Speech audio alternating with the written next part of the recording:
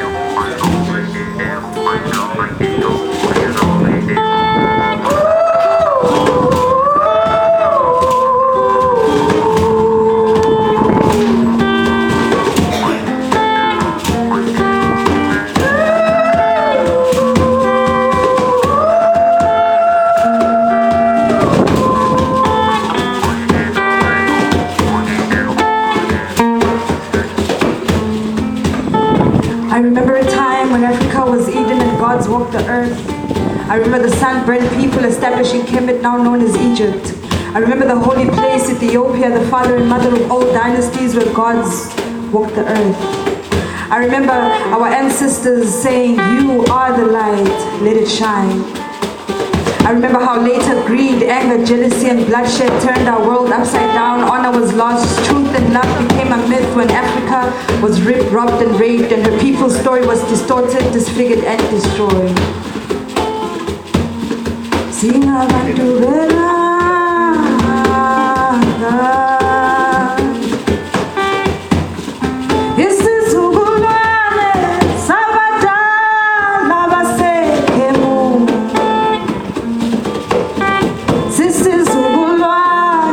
Sabata